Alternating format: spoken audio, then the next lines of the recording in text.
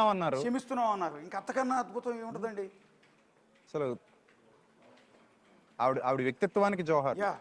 అంత అద్భుతమైన వ్యక్తిత్వం ఉంది ఆవిడ దగ్గర. యాహ్! ఇందాక ఒకసారి మనం ఎవరైతే పాస్టర్ ప్రవీణ్ పగడాల గారి కజిన్ సిస్టర్ అంటండి శ్రీదేవి గారు, ఆవిడ బిగ్ టీవీతో మాట్లాడారు. మాట్లాడినప్పుడు ఎవరు చంపుంటారు, ఎవరు ఈ పాపానికి ఒడిగట్టుకుంటారు, ఎవరు శత్రువులు ఉన్నారన్న క్వశ్చన్ అడిగినప్పుడు ఆవిడ కొన్ని ఒక ఆసక్తికరమైన కామెంట్ చేశారండి.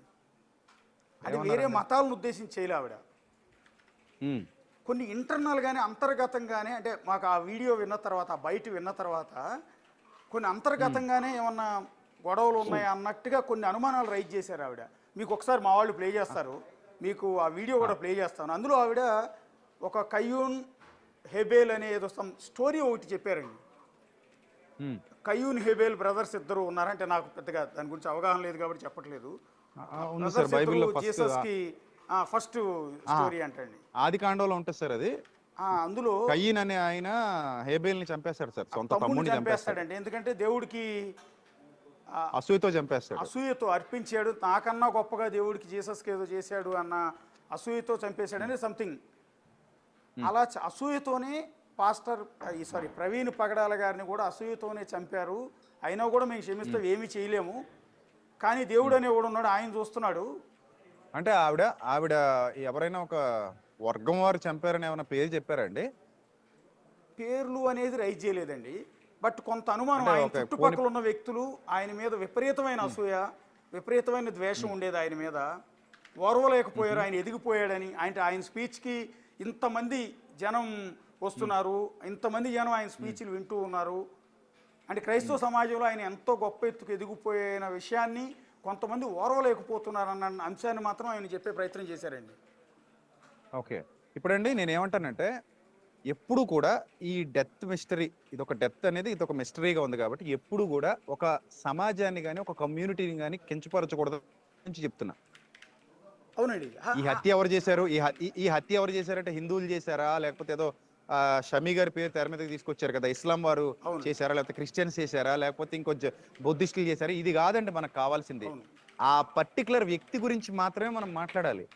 అతను ఎవడైనా కానీ అతని మతాన్ని మనం అసలు ఉద్ఘాటించొద్దు. ఎందుకంటే ఒక హంతకుడు క్రిస్టియన్ అవుతాడా? అవడు. ఒక హంతకుడు హిందూ అవుతాడా? అవడు. ఒక హంతకుడు ముస్లిం అవుతాడా? అవడు. ఎందుకంటే ఆ గ్రంథాలు ఏవి కూడా అలా చేయమని చెప్పలేదు కదా. ఓకే, ఒకసారి పిసిఆర్ ఒకసారి ఆ బయట ఒకసారి తెప్పించండి, ప్లే చేయండి, బ్రదర్ విజయప్రసాద్ గారు వింటారు. అంటే దాని భావం మాకు అర్థం కాలేదు యాక్చువల్లీ, విజయప్రసాద్ గారు దాని భావం అర్థం కాలేదు, అందుకని మీకు వినిపించి మీ త్రూ ఒక క్లారిటీ. అంటే వాళ్ళు బాగా ఇంట్లో మనిషి అండి మాట్లాడిన వాళ్ళు? కజిన్ సిస్టర్ అంటండి, మొత్తం రెగ్యులర్ గా. మరి ఆవిడ ఇంకేమైనా ఆధారాలు ఎస్పీ గారు అడుగుతున్నారు కదండి, ఆధారాలు ఏమైనా ఉంటే ఇవ్వండి మాకు, అన్ని కోణాల్లో దర్యాప్తు చేస్తాం అంటున్నారు. సంథింగ్ వీళ్ళు కూడా ఇక్కడ ఒకవేళ మర్డర్ అయితే చంపినోడు ఎవడనేది ఇంపార్టెంట్ తప్ప వాడి మతంతో మనకు పని లేదు సార్. అవునండి, చంపినోడు ఎవడు అంతే, అంతవరకే కావాలి. యా, అది ఎవరు చేశారనేది. ఇప్పుడు దీన్ని ఒకళ్ళ మీద రుద్దేద్దాం అనుకోవడం చాలా దౌర్భాగ్యం సార్. అది రుద్దకూడదు ఎవరి మీద కూడా. దీన్ని అంటే ఒక కమ్యూనిటీ మీద రుద్దకూడదు సార్. దీన్ని ఆ వ్యక్తి వరకు మాత్రమే మాట్లాడాలి. అవునండి, ఏదైనా సరే. ఇప్పుడు ఒక మనిషి తప్పు చేశారంటే హిందువులు అందరూ తప్పు చేశారని అనకూడదు, ఒక మనిషి తప్పు చేస్తే క్రైస్తవులు అందరూ తప్పు చేశారని అనకూడదు, ఒక మనిషి తప్పు చేస్తే ఇస్లాం వాళ్ళందరూ తప్పు చేశారని అనకూడదు. కమ్యూనిటీ మీద రుద్దకూడదు సార్. ఎందుకంటే అన్ని మతాల్లో మంచోళ్ళు ఉన్నారు, చెడ్డోళ్ళు ఉన్నారు. నేను ఫస్ట్ నుంచి అదే చెప్తున్నాను. ఇప్పుడు మీకు ఇన్ని అనుమానాల తర్వాత, ఇన్ని రోజుల తర్వాత మీకు ఇప్పటికీ కూడా అది హత్యే అయి ఉంటుంది అన్న భావంలోనే ఉన్నారా? అదే విధంగా సార్ నేనైతే సార్ ఏమనుకుంటున్నానంటే 90% ఏదో జరిగింది అనే డౌట్ ఉంది సార్ నాకు. అంటే సీన్ చూశాను కాబట్టి, డెడ్ బాడీ చూశాను కాబట్టి, 2 రోజులుగా అక్కడే అసలు తిండి కూడా తినకుండా ఉన్నాం సార్. మేము అక్కడ ఉపవాసం ఉండి ఉన్నాం. ఇంకా ఒక రకంగా చెప్పాలంటే మంచినీళ్ళు తాగుతూ అలా ఉండిపోయింది తప్ప అసలు మాకు తినడానికి కూడా వెళ్ళలేదు ఎక్కడికి. మేము నాతో పాటు అలా చాలా మంది ఉండిపోయారు అలాగా. పైగా మీకు ఇంకొక ఇక్కడ అదనపు తలనొప్పి కూడా ఉంది మీకు అక్కడ. ఎందుకంటే ఎవరు మైలేజ్ కోసం వాళ్ళు, ఎవరు రాజకీయాల కోసం వాళ్ళు అక్కడికి వచ్చి భయంకరం చేశారండి. వాళ్ళని కంట్రోల్ చేయడం మీకు అడిషనల్ వర్క్ కదా సార్. కొంతమంది అసలు ఎంత సీన్ క్రియేట్ చేశారంటే అక్కడ లేనివి సృష్టించేసి ఆ పిల్లల్ని భయభ్రాంతులకు గురి చేయడానికి ట్రై చేశారండి కొంతమంది. తర్వాత పర్సనల్ గా వాళ్ళని నేను చాలా గద్దించాను కూడా, ఇది తప్పు, దిస్ ఈజ్ నాట్ ఫెయిర్ అని చెప్పాను నేను అలాంటి వాళ్ళకి. అలా కూడా ఉన్నారు కొంతమంది. వచ్చారు మైలేజ్ చూపించుకుందామని, లేదా వాళ్ళు ఏదో గొప్ప అయిపోదామని ఇలా రకరకాల రాజకీయంగా కూడా దాన్ని ఏదో తిప్పేద్దామని చూసిన వాళ్ళు. నిన్న వాళ్ళే అంత్యక్రియల దగ్గర కూడా హడావిడి చేశారు, వాళ్ళే చాలా హడావిడి చేశారు అంటే వీళ్ళ పేర్లు చెప్పిన వాళ్ళే. అవసరం లేనంత.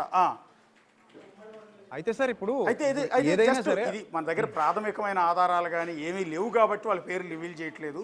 జస్ట్ మీ ఐడియా కోసం, అంటే మీ ఆలోచన. అంటే సార్ ఇప్పుడు ఒక పాయింట్ చెప్తాను సార్. మొన్న మేము పంచనామా రాస్తున్నప్పుడు ఓకే ఎస్పీ గారి సమక్షంలో వాళ్ళు ఏం అడిగారంటే అనుమానితుల పేర్లు చెప్పండి అని అడిగారటండి సార్. నేను ఆ పేర్లు అవి నాకు తెలియదు సార్, ఏం రాశారో తెలియదు. 5గురిలో నేను లేను. ఓకే నేను బయట జనాన్ని కంట్రోల్ చేసే పనిలో ఉన్నాను నేను. ఓకే అయితే అక్కడ ఎవరో 5గురు కూర్చున్నారు, అనుమానితుల పేర్లు చెప్పండి అని వాళ్ళ ఫ్యామిలీని అడిగారు సార్ వీళ్ళు. ఓకే పోలీసులు అడిగారు సార్, ఫ్యామిలీని అక్కడ ఉన్న పెద్దల్ని అడిగారు సార్. ఓకే అప్పుడు మరి ఈ పేర్లు అక్కడ చెప్పుంటే చాలా బాగుండేది కదా సార్.